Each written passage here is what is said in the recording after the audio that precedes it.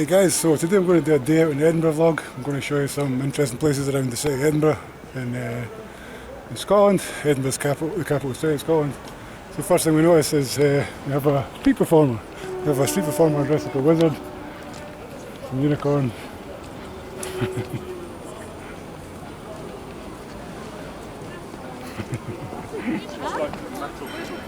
Yeah, so first thing we're going to do is head to a pizza place called Civerinos, which is it's one of the best pizza places in Scotland. So yeah, we're going to head there first. Maybe the guys when we get there. So here we are in Hunter Square in Edinburgh, and as you can see, Civerinos Italian street food and pizza slice bar is what we've come to check out. First time here, so I guess we'll see what it's like.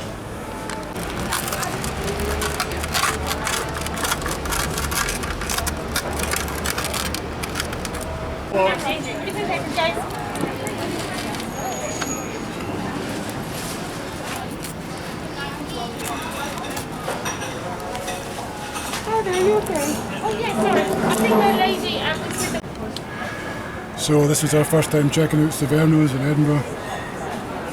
It's an Italian street food at its finest, and I've got to say this probably is one of the best pizzas I've had. We went for the pepperoni. See, there's not much left. So yeah, just before we leave, and as a sort of dessert, I've decided to can I have one of the spritzes, please? The Aperol Spritz. Yeah, the frozen one? Yeah, please. Yeah, no problem. Would you like anything else? No, I'm fine, thank you. No worries. So that was well timed to put the camera on just as you came to take an order. So yeah, I'm going to try Civerinos frozen Aperol Spritz slushy, which is like, yeah, ice slush, but the Prosecco, Aperol, fresh orange juice and sugar syrup. I'm entirely sure what Aperol is. What is Aperol? No idea. Is that like maybe an Italian liqueur? It could be maybe Naples. I think maybe an Italian liqueur. No, we've got shots here of Limoncello, Amaretto and Fragilico. I thought it might be one of them, but yeah, I might as well show you guys the cocktail list. We had a Death Before Classic Daiquiri before. I wouldn't mind trying a vanilla pink thriller next time. Or a Civerinos Spritz. I guess the Aperol Spritz is what we're going for this time. So Aperol's sempre going to sparkling water. But yeah, in a slush rather than just a regular glass.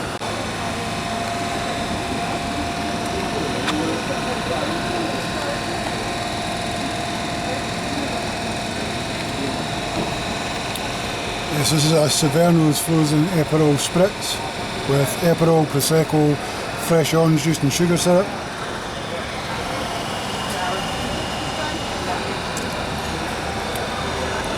Instead of having any kind of dessert, I decided to go for this. And yeah, it's very refreshing. Tastes like orange and Prosecco, very sweet, very refreshing. Yeah, impressed. First time I've ever had an alcoholic slush.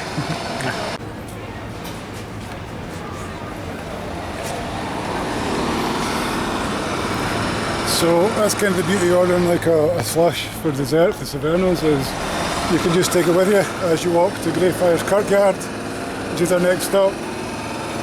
And it just looks like an innocent orange slush, but it's loaded up with fairly strong alcohol.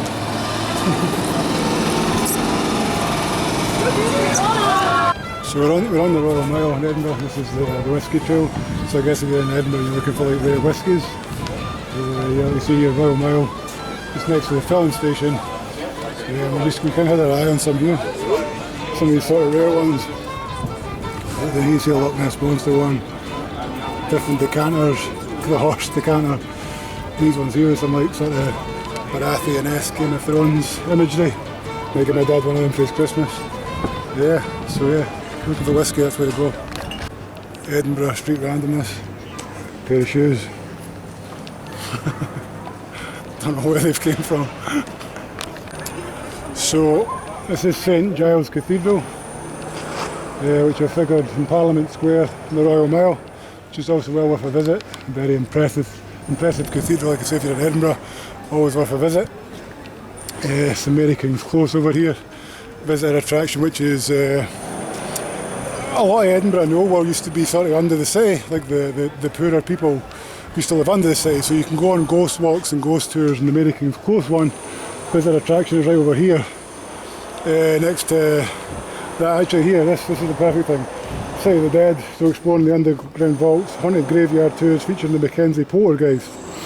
What we're going to do, the Mackenzie Poltergeist is in the Greyfriars Kirkyard, so we're going to go and have a look at the Greyfriars Kirkyard, just to kind of end this day out in Edinburgh. We don't have a great deal of time, but if you're doing the ghost tours, Mary King's Close, basically Royal Mile's the place to start. If you're going to Edinburgh, you have things like, say, St Giles Cathedral, very impressive cathedral. Got your whiskey trail just in there. Civerinos, where we just went and had something to eat, it's just down there around the corner. But as you can see, there's countless places all the way down the Royal Mile, which are really great places to visit to eat.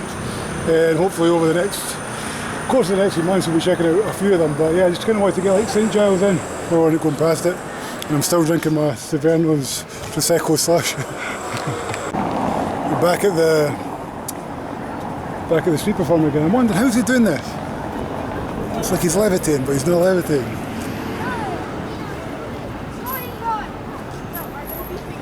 I'm stumped, he must be a wizard, he must be an actual wizard. Just a minute. Sorcery, man, sorcery. Just a very interesting note about pizza in Edinburgh. We've walked from Civerinos, just sort of around the corner, we had the Greyfriars Churchyard. I've counted at least 8 pizza places. There's one there, Pizza Paradise. There's an Italian restaurant just over there, that white building you see. And we've passed like at least another half a dozen places. Even where Civerinos is. I mean, right here, look, Nando's. Everywhere you look, there's really good places to eat. So we're kind of spoiled for choice. We kind of like, I just googled to see what the best pizza in Edinburgh was that sent us to Civerinos. So that's why we ended up there. But I'm thinking, on doing some research, Civerinos isn't wood fired. It's stone baked. So I'm wondering if there's anywhere in Edinburgh that does wood fired pizza, and that's my next mission, not today. We're going to Greyfriars Kirkyard. We'll talk to you about Greyfriars Bobby and what that is as soon as we get there. Just an interesting note about how many pizza places we passed within a 5-minute walk. Just another interesting note while we're here. This building here is one of Scotland's main museums, I think it's the National Museum of Scotland, something like this. I can't remember the exact name, but just across from the Greyfriars Bobby pub, which you can see here. It says established in 1772. Statue of Greyfriars Bobby is here, which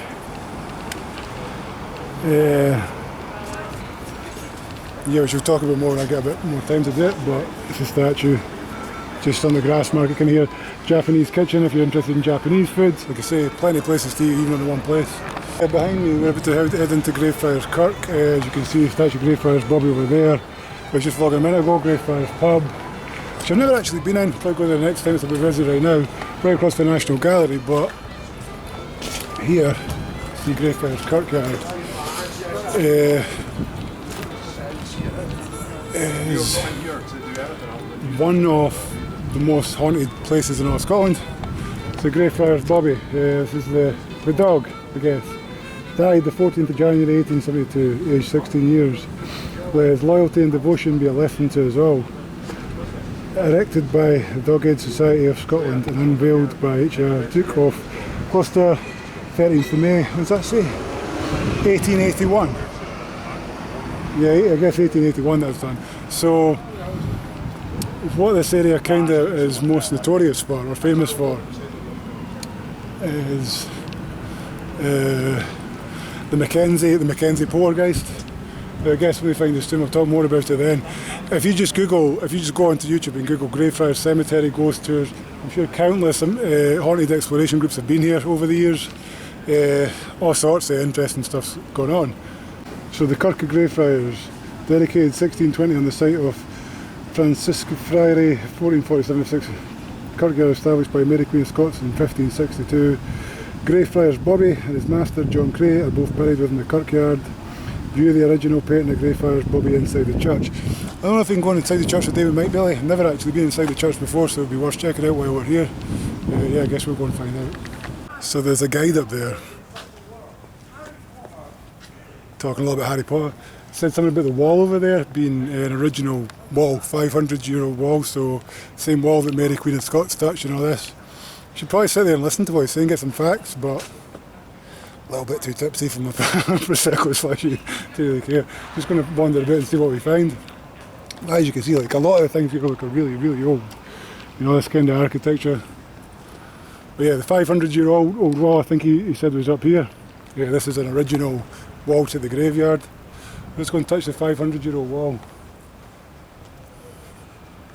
First time I ever walked about a graveyard drinking an alcohol sausage. It's quite a unique experience, would highly recommend it. Just noticing this one, in memory of William Wallace. I don't think it's the William Wallace, that was Braveheart. This is dated to like 1800s. Plus he lived to like 74 years. I'm always amazed when you see graves like from the old 1800s and people lived to like 70 plus. It's a ripe old age to live to in the 1800s. I don't know about you guys, but that to me looks like a portal to the underworld. Look at this. Usually that means plague graves, the skull and crossbones. I always think it meant pirates, but it means plagues. I used to show you guys in there.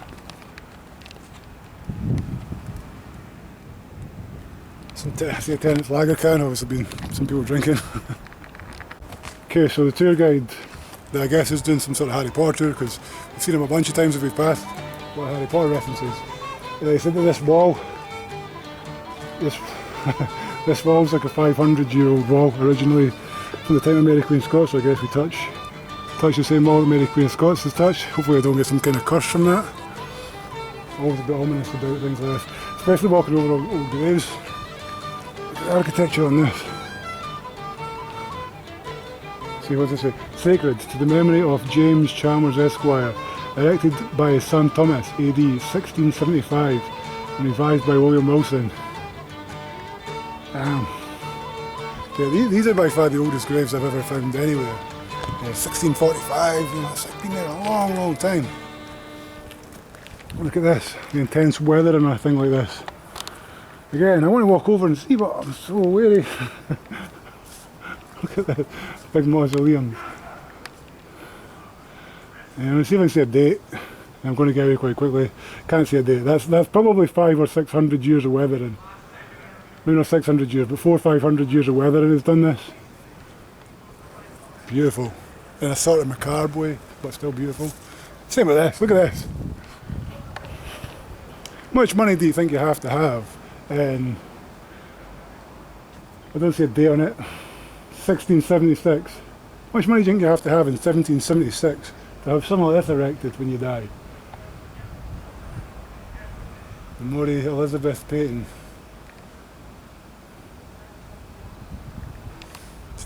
It's breathtakingly impressive, and even like I say, if this has been here for hundreds of years, you can see the weathering on the faces of the statues is gone, and that's just pure weather erosion. Damn. Probably should take some pictures. Again, cautious walking on graves.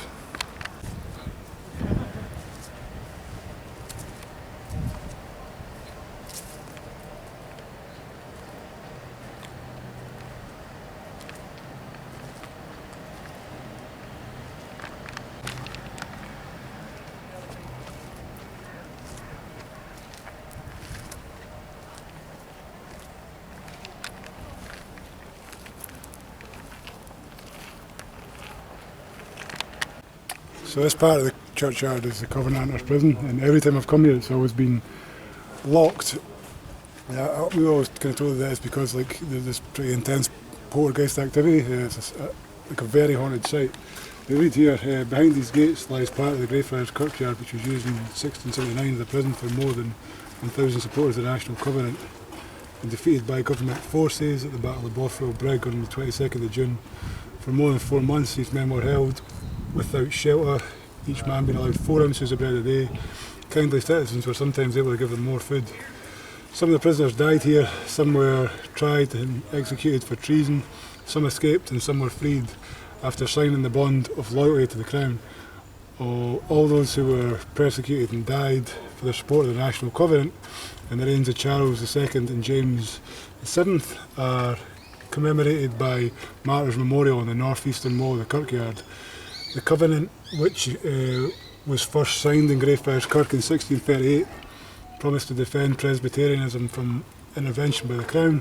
In November 1679, the remaining 257 men who had been sentenced to transportation overseas were taken to Leith and placed on board a ship bound to American colonies.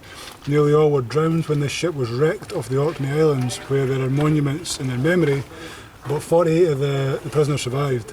The section of the kirkyard used to imprison commoners lay outside the existing south wall and included the area now covered by buildings on Forest Row. The area behind the gate was laid out for burials in 1705 and contains many fine monuments, but these did not exist at the time of the prison. This plaque's been provided by the Greyfriars Kirkyard Trust with the support of the Scottish Covenanter Memorials Association. So yeah, the many times I've been here, we've never actually been in there. I think you go as part of maybe tours or something, but it's supposed to be really haunted. You get a very ominous feel just looking at it. Kind of thankful we can't go in there, but you have to show you that part and like read the part about the Covenanters as we walk through. Probably one of the most impressive tombs. Yeah, William Adam, architect, born 30th October 1687, died 24th of June 1748. A very fine mausoleum, if ever I did see one. It's another one really impressive. Yeah. This is Greyfriars Kirkyard for you. It was very extravagant graves. So the violent poltergeist activity that's reported in the churchyard is supposed to be for the person who lies to the here. I guess it's like George Mackenzie. I can't remember exactly the history now, I'm going to have to look up, but it's something to do with the prosecution of the Covenanters. Quite an evil man. Well, you don't want to be saying that too loud outside his tomb in case, you know, something happens. Locked off, you can't go in there. I think famously people have broken into it before. I'm going to put you guys in there to see because I don't really want to look in there.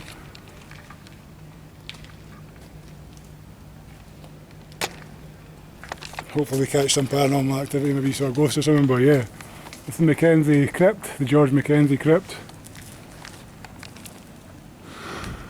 As you can see, another really impressive one, a really impressive grave. Amongst a lot of impressive tombs and graves, this one I think stands out for me as being one of the most impressive. Same with that one over there with the architect.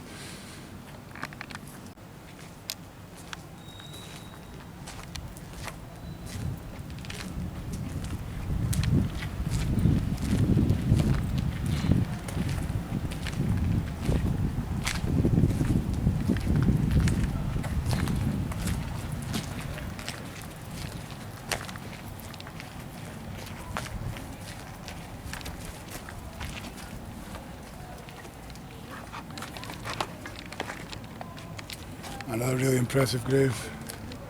The statue lying there, it's awesome. Again, it just blows my mind that these things have been here for hundreds of years. It's weathered, just lying there. That guy just lay there for hundreds of years and will probably lie there for hundreds more. So this erected 1849. Not as long as some of the others, but yeah, still so impressive.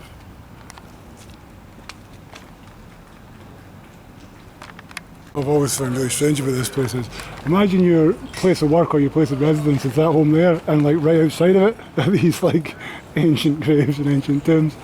I wonder if there's any like paranormal activity that goes on in those houses, things go disappearing and such.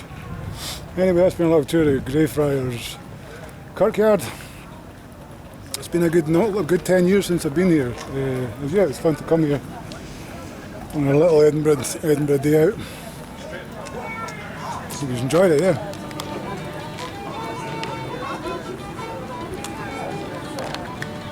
See, it seems that the oldest grave here is from 1581, and yeah, all the sort of main ones says so James Douglas Earl, Morton Regent of Scotland. Sir George Mackenzie was the sort of notorious one here, King's Advocate, 1691. I'll look up some more facts about George Mackenzie when I get back. I've heard this stuff before, it's just not fresh in my head. But yeah, I kind of wondered, like, oh yeah, William McGonagall, the Scottish poet, is also buried here in 1902. Yeah, definitely worth a visit. Oh, look, this guy is responsible for the Encyclopedia Britannica, 1795. A lot of famous graves in this graveyard. Culinary herbs. Who grows herbs in a graveyard? So yeah, that's been Greyfriars Kirkyard, finishing our day at the grave of George Farquhar Esquire, Lieutenant Colonel Humphrey Graham. So we walk past some of these really impressive graves just on the way out. I don't know if you can hear behind me, there's a tour guide again, we've mentioned it before, it's doing a lot of Harry Potter themed stuff, and he mentioned something about a Harry Potter themed cocktail bar, which I thought was quite interesting. Kind of caught me in earshot. We're just like sort of waiting for him to finish his tour there so I could get this final shot. We've waited for about 25 minutes, but we did pick up some interesting information, most notably that in Edinburgh there's a Harry Potter themed cocktail bar. When you go in, they give you like robes and wands, and you make like cocktails as if they were potions. Sounds pretty cool. Might need to look into that, not today but later on. Just as we were passing this grave here, my dad mentioned this looks kind of like a portal.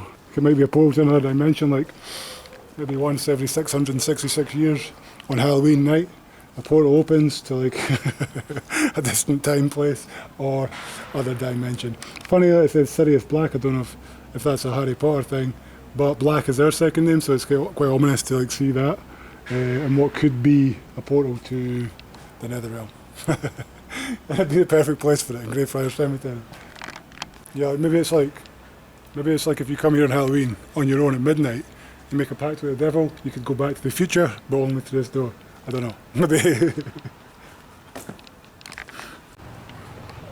See, that's the thing about Edinburgh. Almost everywhere you look, there's like it's steeped in history. You see all this impressive architecture, most of which will date back to 16, 17, 1800s. So yeah, that's been the Greyfriars Church. It's been kind of fun to walk around as I finish my slush that I got for Civerinos. It's lasted me a good while.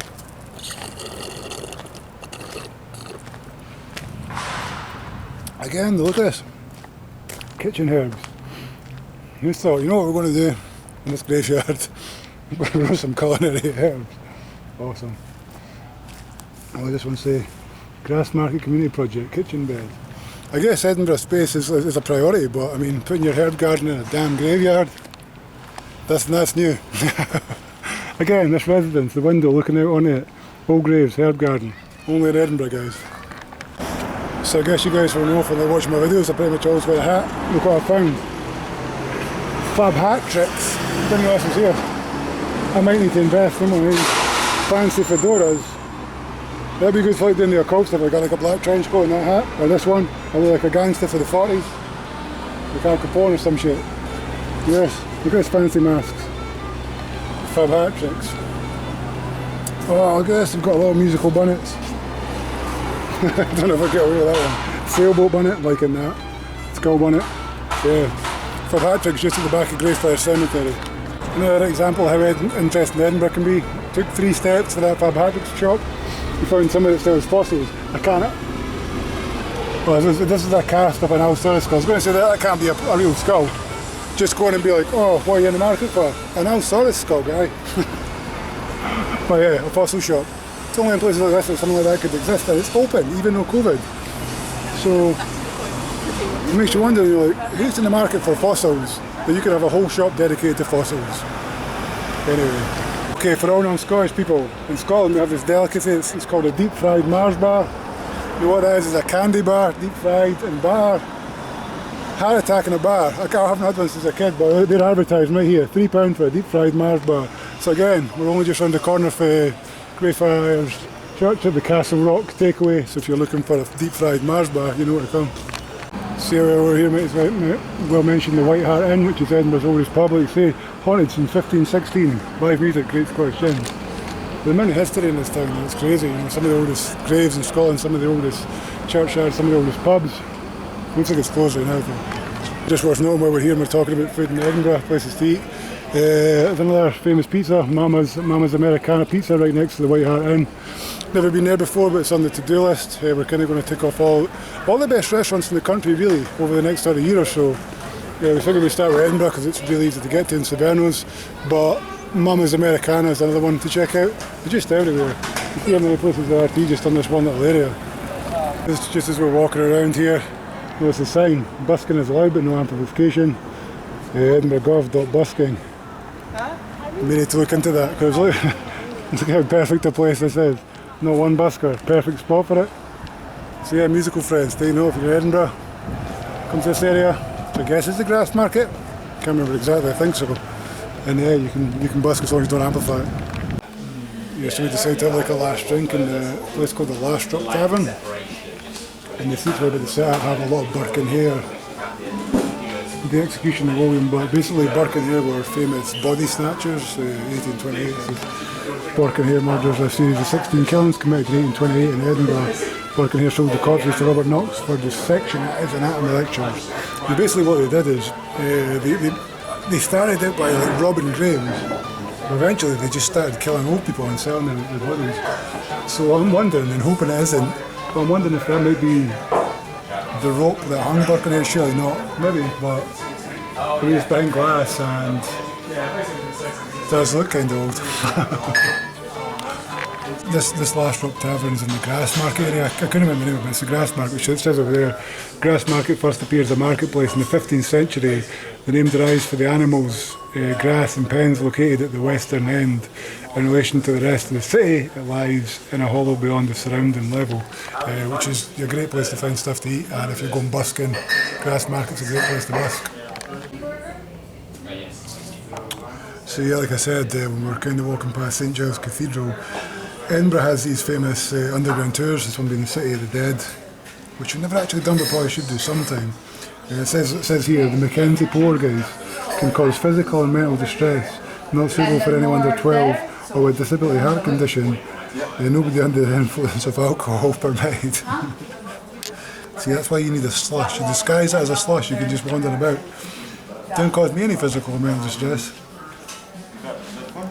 But yeah, somebody else to look out for when you're in Edinburgh.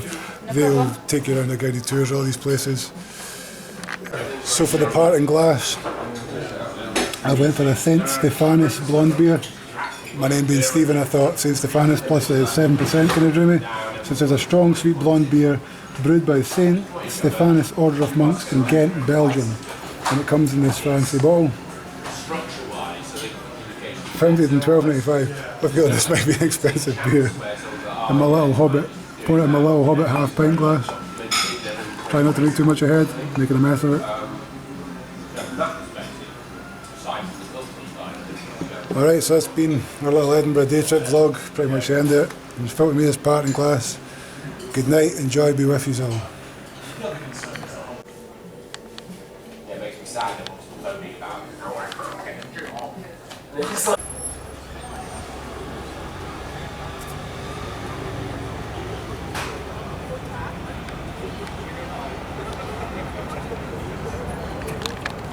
More Edinburgh randomness if you're in the market for a Quidditch broom. Edinburgh's got you covered. The Great Wizard. So it's been a good 2 hours, maybe even approaching 3. I've had several drinks. I mean, at Civerinos, we've walked all the way around the Greyfriars Cemetery, and the wizard is still going. You've got to admire his endurance, that's very impressive. Yeah? He's been there for I don't know how many hours, many hours. And we finish where we started, back at St Giles Cathedral. Interesting point though, while we're here, something that we realised when we were in the Last Drop Tavern. Although I said that was the parting glass, good night and God be with you all. I guess we call this a bonus ball. And I'd certainly not. Point being for a run out of memory. Yeah, in the Last Drop Tavern it said something about this tree here being called the tree of the dead. That tree right there. You know, I think that what marks is that site used to be a gallows site. We just found out for the Burke and Hare memorabilia that was in the Last Drop Tavern that this is a site, or it marks a site where famous criminals like Burke and Hare were hanged on this spot here. I guess there's a plaque. Hopefully we'll get to read it before I run out of memory. Only have a couple of minutes left. Hopefully I'm not leading you astray. Yeah, we go see the dead tours. I guess you leave from here. Don't see a plaque. Don't see a plaque, but oh no, there we go. Yeah, adopted by City of the Dead. Tour leaves from here.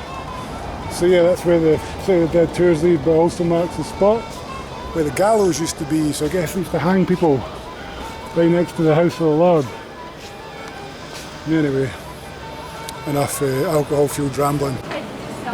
Some more Edinburgh randomness, yum yum. It's like side diner, just on a road street.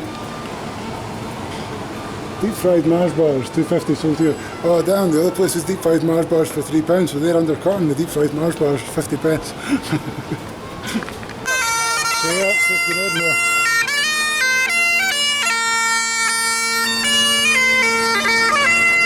The one thing you can guarantee in Edinburgh, there'll always be a piper.